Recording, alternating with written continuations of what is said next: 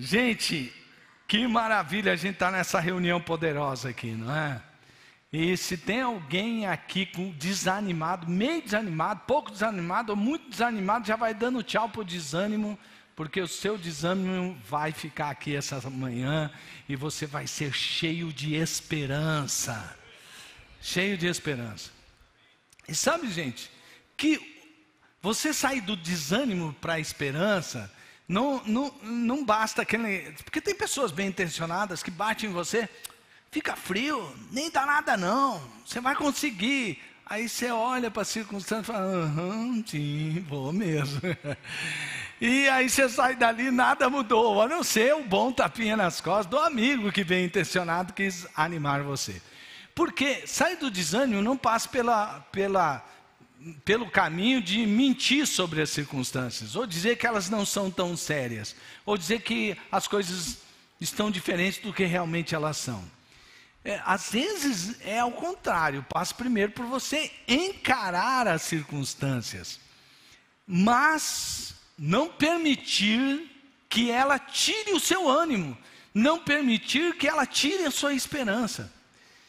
E há momentos que realmente são difíceis para nós, né? Se você der uma olhada, você pensou o que a gente está vivendo agora? Gente, o homem imaginou que chegou a um ponto de civilização que a gente jamais teria tanta guerra como a gente está tendo, e existe até a ameaça de uma terceira guerra mundial. Que absurdo, não é verdade? Quando você imaginaria que ainda teria guerra lá naquela parte, Ucrânia contra a Rússia contra a Ucrânia, outras guerras e rumores de guerras, e agora essa guerra lá contra Israel, e a coisa, né, para aqueles que entendem, dizem, olha, está ficando difícil ali já era meio que um barril de pólvora, né? Agora então a coisa está ficando muito mais séria. Então a gente nunca imaginava isso, né? Você olha tanto para o mundo macro como para o mais perto de você. Estamos vendo, ou até vivendo dentro de uma família totalmente disfuncional. As famílias estão disfuncionais, ninguém sabe o que... Nós estamos perdendo até o senso do que é família. Aquele senso anterior, natural do que era família, está sendo desconstruído. Para quem sabe, temos um novo conceito de família, ou esquecemos essa ideia de família. O mundo ficou totalmente disfuncional. E você já imaginou ter crise racial ainda, né? A gente pensou que tudo bem, eu acho que tinha um certo racismo ali, em certas brincadeiras desagradáveis, né? E era difícil, né? E aí depois as pessoas falaram, você não pode estar falando disso, porque você não passa por isso, por aquilo, e foram crescendo. E a gente parecia que estava trabalhando para chegar a um ponto, depois de Martin Luther King, né? A gente chegar a uma outra coisa. Você viu? É incrível como um jogador como Vinícius Júnior pode sofrer tanta discriminação racial. Gente, que mundo é esse? Um jogador está ali, talentoso, mostrando seu talento, e gente da torcida tentando agredi-lo para desmotivá-lo, usando a questão da cor da pele. Meu Deus, é uma coisa assim. E você já notou a questão da valorização do próprio ser humano? Já viu? A gente estava fazendo um podcast com a sua amiga Emily, grande Thalita. Ela parece uma enciclopédia, né? Então, ela estava conversando sobre as crianças, ela estava falando sobre a valorização do ser humano e a desvalorização do ser humano, o poder que tem a educação. Ela estava falando assim, eu noto agora, os pets, eles estão recebendo mais carinho, e talvez há uma intenção maior de educar um pet e de oferecer uma vida melhor para um pet do que para uma criança. Eu falei, uau, é verdade. É a desvalorização do ser humano. A gente já está cansado de ouvir essa questão, né? O ovo de tartaruga vale mais que o ser humano. Até alguma coisa que é encontrado no espaço vale mais que o ser humano. Uma coisa que nem sabe se é vida direito, você tem que preservar. Mas o ser humano, o bebê no útero, não vale nada. A gente viu o absurdo do primeiro país no mundo, a França, né, adotar em sua Constituição o direito ao aborto. Espero que seja o primeiro, porque foi o primeiro, alguém diz, é o primeiro país no mundo, espero que seja o único. E que de repente até se arrependam de ter feito isso. E a gente ouve tantas coisas como essa e fala assim, uau, da onde a gente vai tirar a esperança num mundo desesperançado como esse, do mundo tão cheio de crises como esse? É terrível, é assim uma coisa que a gente fala assim, meu Deus do céu, como que a gente vai sair disso daí? Então agora eu queria que você entrasse comigo numa história. Porque a história conecta a gente, né? A gente quer saber, e agora, o que vem? Você começa um filme assim, às vezes, né? E é um filme que não tem uma boa introdução, mas a hora que ele começa a contar uma história, você fala, mesmo que esse filme seja meio ruinzinho, eu quero saber agora como que vai ser o fim, né? E às vezes você assiste um filme ruim porque você quer saber o fim da história.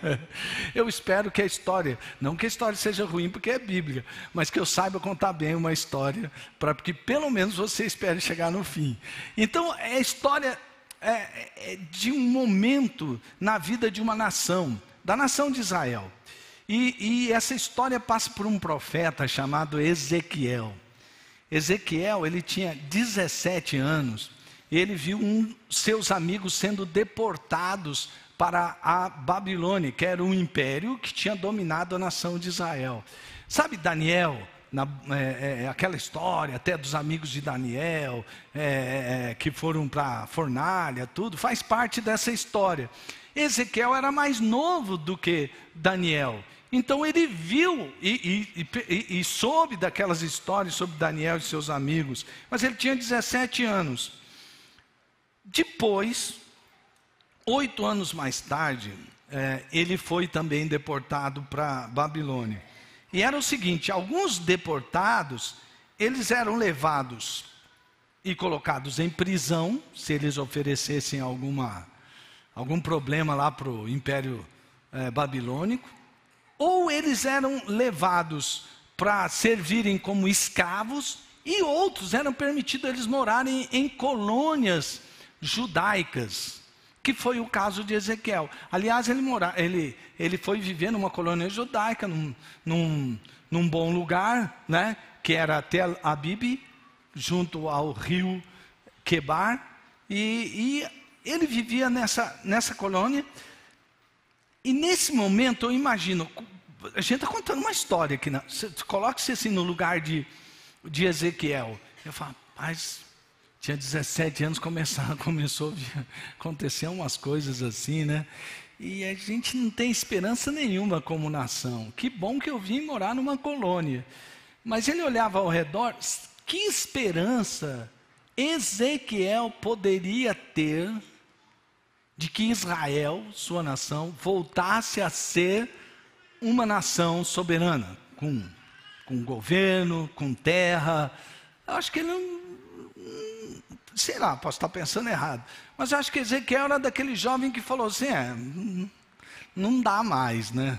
Já foi, já era. Vou tentar viver a minha vida aqui da melhor maneira possível, sem grandes expectativas. Nesse momento de crise, eu não sei o momento que você está vivendo agora. Eu não sei que crise você está vivendo. Mas talvez essa história, eu espero que sim, possa ajudar você a ver essa crise que você está enfrentando de uma outra perspectiva. Esse desânimo que você está tendo seja transformado em esperança por você enxergar as coisas do ponto de vista de Deus, que é o primeiro ponto que a gente vai ver. Então, eu quero que você caminhe por essa história da palavra de Deus, para você, em 5 passos, sair do desânimo e chegar à esperança.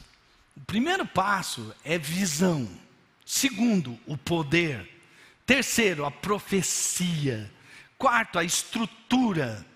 Quinto, a vida no Espírito. Então vamos lá? Está pronto? Então vamos embora lá. Olha lá. Ó. Se você puder, você tem a Bíblia de papel? Abre aí Ezequiel 37, 1 e 2. Isso. Agora, se você trouxe aí o seu celular, Você abre aí o seu app na Bíblia, Ezequiel 37, tá bom? Se você não tem um app no seu celular, você está em pecado, porque você tem Instagram, Facebook, WhatsApp, e não tem um app da Bíblia. Isso aí como é que faz, gente? Hã? Meu Deus do céu, né? Ok. Visão. Ezequiel 37, versículos 1 e 2. A mão do Senhor estava sobre mim, e por seu espírito ele me levou a um vale cheio de ossos. Ele me levou de um lado para o outro, e pude ver que era enorme o número de ossos no vale, e que os ossos estavam muito secos. Imagine, já dentro daquela realidade que Ezequiel está enxergando. Nação dominada, sou um subcidadão, porque eu não sou cidadão da Babilônia, eu estou aqui porque eu fui deportado, o povo que vive junto comigo, olha, terrível a visão. E ainda Deus o leva para um vale de ossos secos, eram muitos os ossos, e estavam sequíssimos, muito secos. Eu creio que Deus às vezes nos mostra assim, aqui com essa visão eu posso aprender pelo menos duas coisas. Primeiro, Deus não está querendo enganar você e dizer que a situação não é bem essa não. Ah, que é isso, cara, não é tão ruim assim, né? Ah, não, você não está na minha pele, não é assim? Deus não quer que a gente se engane. Não, Deus quer que a gente enxergue a realidade tal qual ela é. Por outro lado, eu aprendo também que às vezes enxergando essa realidade, a gente se vê numa situação de impossibilidades. E aí você vive com aquele senso de falta de origem, sabe? Falta de identidade, de propósito, de vida. Deus, eu creio, está começando a trabalhar através de mudar a visão de como nós enxergamos as coisas. Então não fuja da realidade. Sabe, havia um problema. Então aqui Deus está tentando trabalhar na visão de Israel. O que aconteceu? Sabe, tem muitas coisas que a gente faz de errado que não é exatamente pecado. E tem coisas que a gente faz que é errado e que é pecado. E que geram circunstâncias. Nem tudo que acontece na nossa vida, vou repetir, nem tudo que acontece na nossa vida é resultado ou consequência de um erro ou de um pecado. Às vezes acontecem coisas ruins com pessoas boas. Mas tem coisa que acontece porque a gente que fez. Sim ou não? Deus estava falando através de Ezequiel que Israel tinha sido deportado porque eles eram uma nação desobediente. Eles escutavam, mas eles não ouviam, eles não davam atenção ao que Deus falava. Eles viam, mas eles não enxergavam, eles não sabiam interpretar direito. E lá no texto, se você for vendo, tem as citações ali, você vai perceber que Israel era uma nação rebelde. Eles eram rebeldes. Eles não obedeciam ao Senhor. Então, resultado da desobediência, fracasso. Diga comigo, resultado da desobediência, fracasso. É isso aí. Deus tinha falado isso com o povo. Olha, se vocês andarem nos meus caminhos, vocês serão bem-sucedidos na terra onde eu vou colocar vocês terão minha proteção. Agora, se vocês desobedecerem, vocês fracessarão. Então, se eles tivessem obedecido, eles seriam bem-sucedidos. Diga assim, obediência, resultado, sucesso. Sim. Mais uma vez eu digo, podem acontecer coisas ruins a pessoas boas. Nem tudo é resultado da ação e reação. Não, nem sempre funciona assim. Uma ação vai causar essa reação necessariamente. Mas na maior parte das coisas sim. Quer ver uma coisa? Nós muitas vezes ouvimos, mas não damos atenção. E aquilo que nós aprendemos não colocamos em prática. E nós, então, sofremos a consequência daquela ação. Sim ou não? Tá bom. Quer ver uma coisa? Eu soube, através de pesquisas, que aumentou a questão que aumentou o problema de diabetes no mundo. Você sabia disso? Qual é a maior causa de diabetes? Açúcar, né? A maior causa. Existem outras causas, mas se açúcar. Açúcar faz mal, sim ou não? Mas nós continuamos comendo açúcar, sim ou não? Você percebe como às vezes a gente sabe e não dá a gente ouve, mas não dá ouvidos. A gente vê, mas a gente não toma uma atitude para mudar essas coisas. Você escolhe como você envelhece, o seu corpo envelhece, sim ou não? Tá legal. Aí eu aprendo isso vendo as pessoas que são mais velhas que eu, não é verdade? É assim que eu aprendo. Se a minha musculatura estiver fraca, como eu estou escolhendo envelhecer? Muito mal. Porque daqui a pouco eu vou ter que estar numa cadeira de roda, porque eu não vou mais ter força muscular na perna, no glúteo, na coluna, para permanecer em pé. Sim ou não? É isso aí. Pois é, gente. Você viu, Israel foi avisado, ele se tornou escravo, a nação de Israel foi para a escravidão porque ele desobedeceu ao Senhor. E Deus, na sua visão toda, ele mostra para Ezequiel, você sabe por que esses ossos se tornaram muito secos? Porque a desobediência não vem de hoje, eles estão desobedecendo, e ficaram de ossos sequíssimos. Arrependimento é necessário. Diante daquela visão, Deus estava querendo falar com Israel: arrependam-se dos seus maus caminhos, deixem de fazer o que está errado para fazer o que é certo. E ainda que vocês estejam espalhados pelos lugares mais distantes que estiverem, eu tornarei a trazer vocês de volta. A gente vai ver isso mais à frente. Sabe por quê, irmãos? Como nos vemos, assim estamos. Como é que você está se enxergando hoje? Lá no versículo 11 do capítulo 37, está escrito assim: nossos ossos se secaram e nossa esperança desvaneceu-se. Fomos exterminados. Deus está falando que é assim que Israel se vê. Nossos ossos se secaram e nossa esperança desvaneceu-se. Fomos exterminados. Quer dizer, sabe essa visão que eu estou te dando, Ezequiel? É assim que o povo de Israel se vê. Eles se veem nada, sem esperança nenhuma. Nossos ossos se secaram, não há mais esperança para nós. Olha, eu não sou aquele, vamos dizer, alguém que realmente sabe tudo sobre teologia, acho que ninguém é, né? Mas no meu humilde conhecimento, eu percebo que a teologia hoje, ela enfrenta dois perigos graves com relação a como vemos o ser humano. E há uma teologia que é um pouco mais ortodoxa, que também comete erros com relação ao que se passa do que é o ser humano. Vou explicar para você. Há uma teologia que diz assim: não, o homem ele foi feito e tal, e de repente coloca o ser humano no centro de todas as coisas e Deus orbitando, tentando, aquele homem descobriu como acionar o poder para ser um super-humano. Então quem está no centro não é Cristo, é o homem, e inclusive Deus trabalha para esse homem.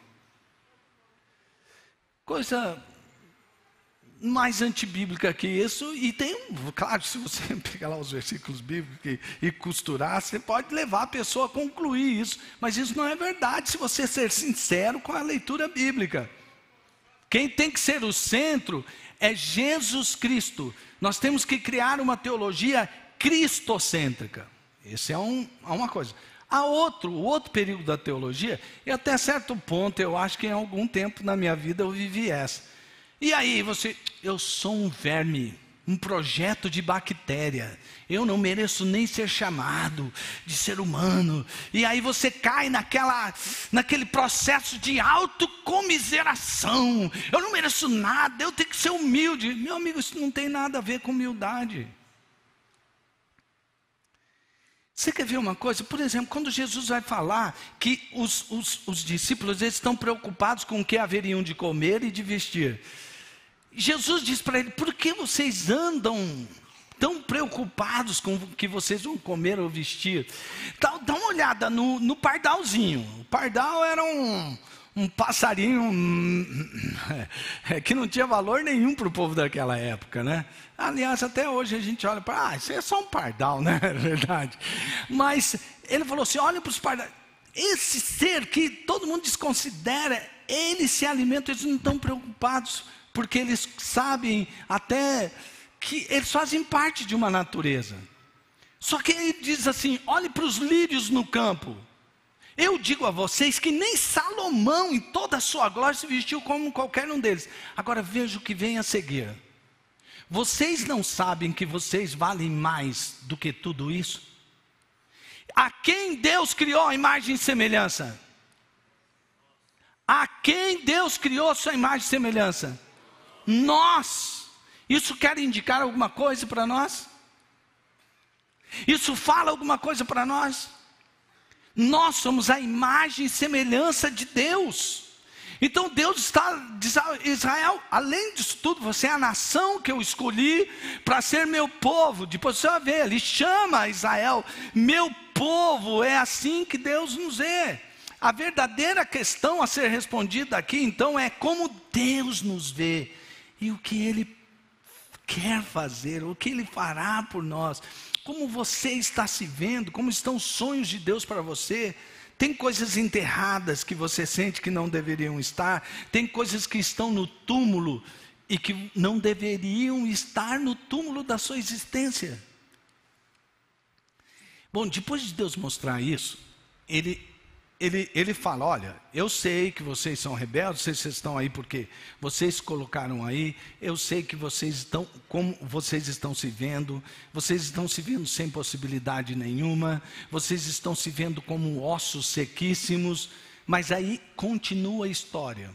Você tá no lugar de Ezequiel, né? Imagina, você sendo Ezequiel, você tem aquela visão, aí tem um segundo passo, que é o passo de enxergar o poder, crer que Deus é poderoso, soberano. Veja lá o versículo 3, ele me respondeu: filho do homem, esses ossos poderão tornar a viver? Eu respondi: ó soberano Senhor, tu o sabes. Qual é o tamanho do poder de Deus? Existe alguma coisa assim na nossa circunstância, isso que tem talvez desanimado você, essa circunstância difícil, existiria alguma coisa difícil para Deus? Dá uma olhada no que ele fala aqui, ó. Ezequiel 37, 13 e 14. E quando eu abrir os seus túmulos e os fizer sair, vocês, meu povo, saberão que eu sou o Senhor. Porém o meu espírito em vocês, e vocês viverão, e os estabelecerei em sua própria terra. Então vocês saberão que eu, o Senhor, falei e o fiz. Veja que ele termina esse versículo dizendo: palavra do Senhor. Então vamos acompanhar o que Deus está fazendo na cabeça de Ezequiel. Está comigo? Olha aqui, ó. Ele chega, Ezequiel vê aquela vale de ossos secos, e ele pergunta então ele está perguntando: ô Martin, diante dessa circunstância você vê, é impossível, né? E aí Deus pergunta: poderão reviver esses ossos? Ele está perguntando para cada um de nós, diante dessa circunstância que você já viu que já era, que não dá mais, os ossos estão sequíssimos, mas se o Senhor perguntar para você agora: poderão reviver esses ossos? O que você responderia? Bom, eu não sei. Ezequiel, acho que foi um cara demais. Se eu tivesse aquela visão, eu ia falar: Deus, sinceridade, isso aqui não tem mais Não tem mais jeito não, Senhor. Isso aqui é igual o Palmeiras tentando tirar Mundial. Ganha todos os títulos, mas não vai ter Mundial. Então, gente, é assim. Não vai dar mais. Só que o profeta, ele não fala isso. Ele fala, o Senhor que sabe. Sabe por quê, Deus? Eu creio que o Senhor é o Criador dos céus e da terra, e com tua palavra todas as coisas que não eram nada vieram a existir. Então, se é assim, o Senhor que sabe, quem sou eu para dizer para o Senhor que o que é possível ou não é possível? Para o Senhor tudo é possível. Veja que ele cita, ele fala assim, soberano Senhor. Isso significa aquele que está acima de todos e tem todo o poder e tem toda a autoridade. Então ele não desconfia de que Deus pode fazer qualquer coisa, ele acredita, porque na resposta dele contém essa fé. Sabe por quê? Quando Deus pergunta alguma coisa para a gente tem que estar com o coração aberto para o sobrenatural. Assim diz o soberano Senhor, ó meu povo. É assim que Deus nos vê. E se nós somos povo dele, ele pode fazer milagres. Ele pode nos tirar do túmulo. Ele vai soprar do seu espírito e ele vai retomar o senhorio, porque o que eles precisavam era voltar ao senhorio de Cristo. O Senhor é assim, ele age assim. Em quem você está confiando? Em que poder você acha que você vai sair da onde você está? Esse dinheiro que você precisa vai vir de que maneira? Você confia em quem? Essa cura que você tanto necessita vai vir da onde? Qual é o poder? Deus pode usar de todas as maneiras e de todos os jeitos para trazer para você, mas Ele só vai usar. Você tem que depender e crer no poder de Deus. Você tem que confiar não em homens ou em maneiras e metodologias humanas, simplesmente. Você pode até receber ajuda humana e ter uma metodologia para alcançar o seu propósito, mas lembre-se sempre que o sobrenatural há apenas um que pode fazer: o nosso Deus. O nosso Deus. Ok, você está acompanhando? Ó, visão, poder, e agora tem a profecia. Leia isso com bastante fé, porque você vai precisar agora. Você vai precisar de fé agora. Se você não tem, fala igual os discípulos lá, ajuda na nossa incredulidade. Versículo 4, então ele me disse, profetize a esses ossos e diga-lhes, ossos secos, ouçam a palavra do Senhor. Desculpa a risada aqui no fim, mas eu imagino essa cena, eu falo assim, gente, como é que uma pessoa vai chegar num vale de ossos sequíssimos, está andando lá no meio e começa a conversar com osso seco? É ridículo. É ridículo, racionalmente, logicamente ridículo. É ridículo. Como é que uma pessoa, eu não sei lá, se fosse Ezequiel, eu falava, Deus, me faz passar dessa, porque já pensou se alguém está olhando, eu estou conversando com... Porque conversar sozinho é uma coisa, você está conversando com você mesmo, mas conversar com osso seco, Deus, o negócio... Uau! Ele me disse, profetize esses ossos e diga-lhes, ossos secos, ouçam a palavra do Senhor. Que ordem mais louca é essa? Se Deus mandar você fazer uma coisa que você não está entendendo, mas você está em intimidade com Deus, tem certeza que Ele que mandou, faça. Faça, porque você vai ser surpreendido com o resultado. Aí você vai se surpreender. Você fala, Deus, eu nunca enxergaria desse jeito, mas o Senhor falou, eu fiz, olha aqui, ó. Meu Deus. Obedeça a ordem de Deus à risca. Enquanto você estiver profetizando, não pelo seu poder, mas pelo poder de Deus, isso que Deus mandou você profetizar vai acontecer, ainda que seja algo impossível, ainda que as circunstâncias digam não, e tudo pareça perdido, creia e obedeça. Amém?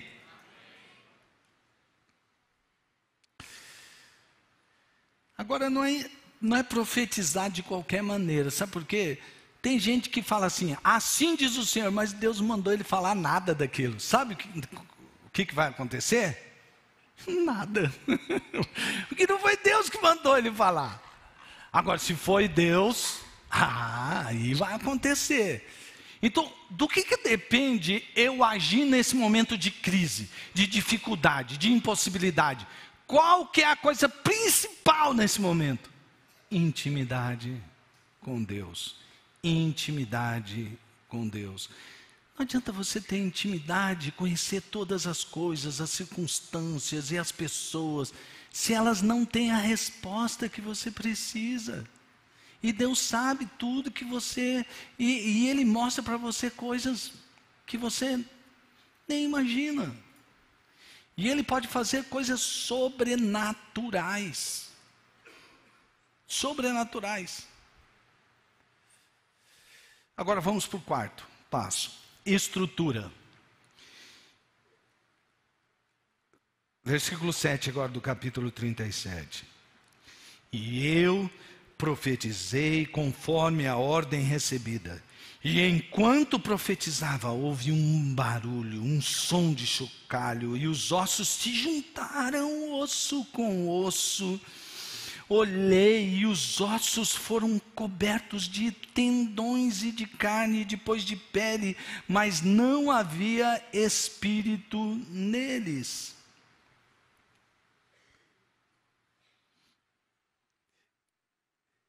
Tudo na sua vida, Deus trabalha através de processos. Você pode até achar essa palavra desagradável, mas são processos que fazem parte de uma grande jornada.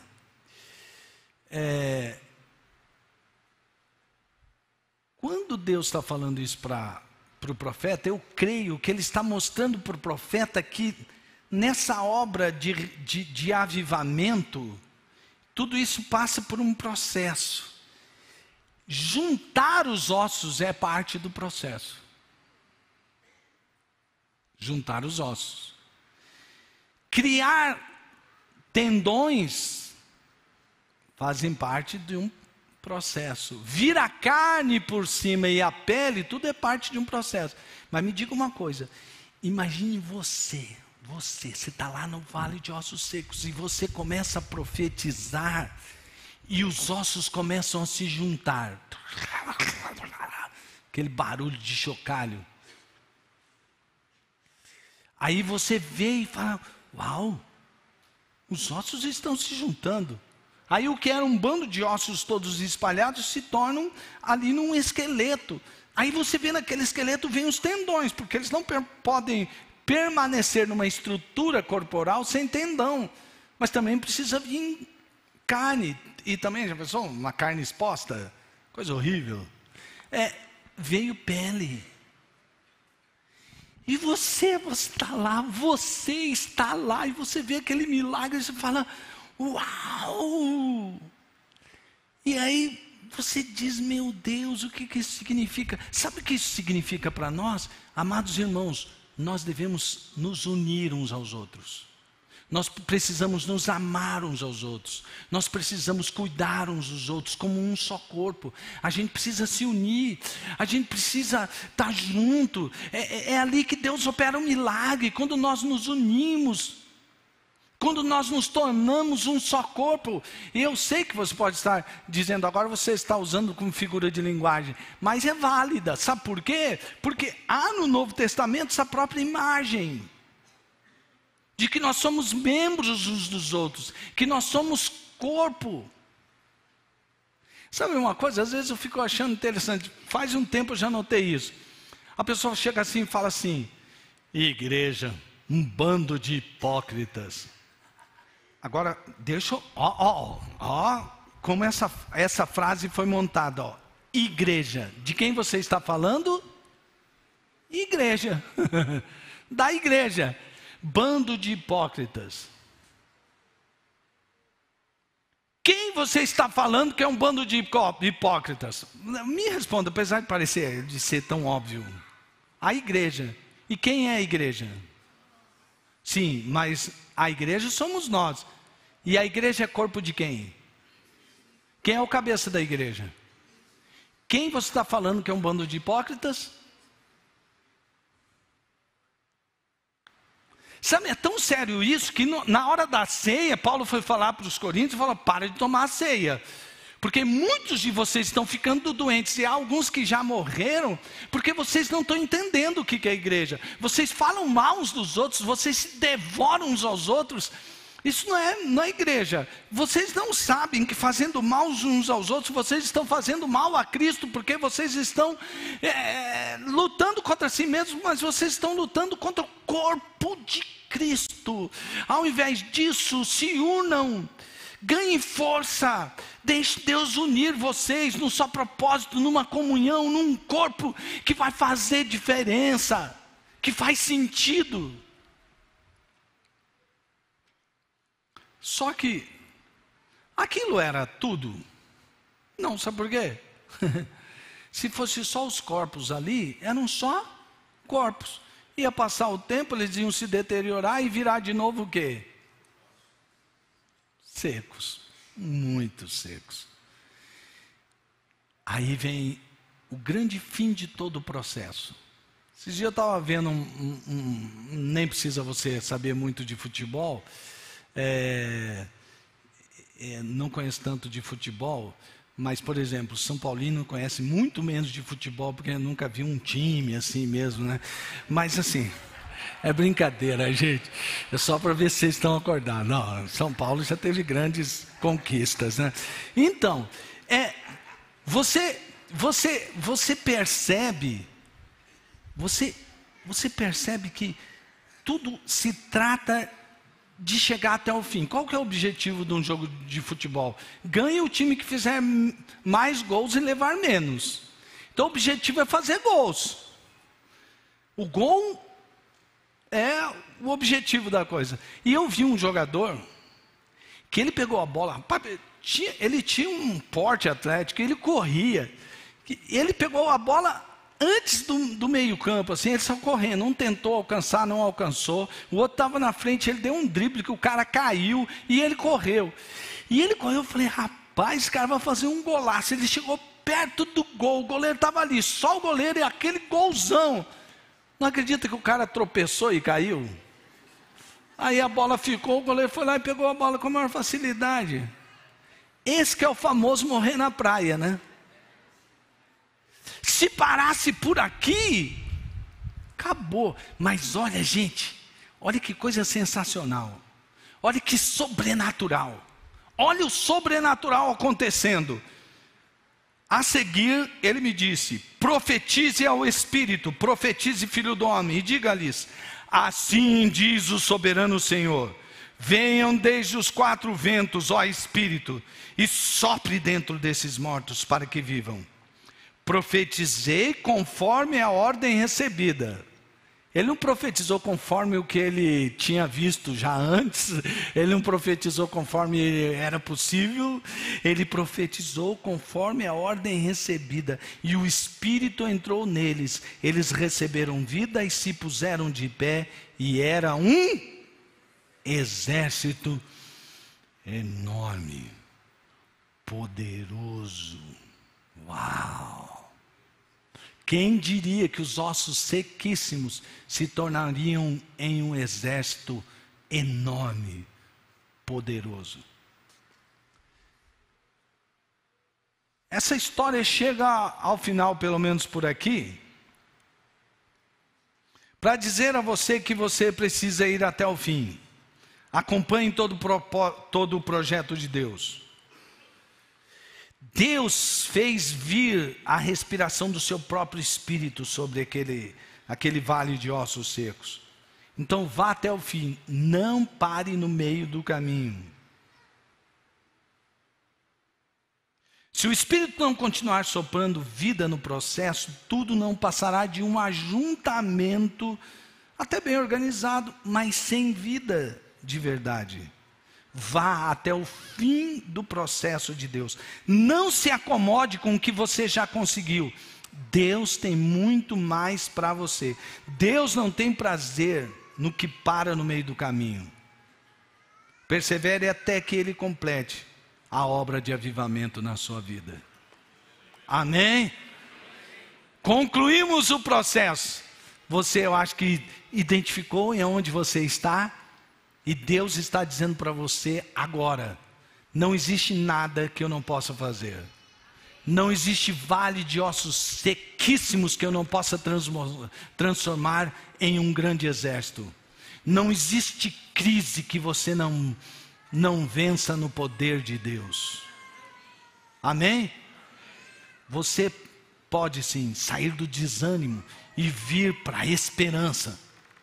Você está enxergando um monte de coisa, talvez na sua vida, na sua casa, nesse país tão cheios de coisas, nada que não possa ficar pior, mas está muito ruim às vezes. Você olha e diz, mas olha, Deus pode transformar um vale de ossos sequíssimos em um poderoso exército, porque não há nada impossível para Deus. E Ele quer operar o impossível. Mas sabe do que nós realmente precisamos? Da vida no Espírito, da vida do Espírito e no Espírito. Porque a gente pode fazer tudo certinho, a gente pode estudar os melhores livros, a gente pode ir para os melhores treinamentos de coach que existe. Você pode fazer um monte de coisa, mas sem o Espírito não há vida de verdade.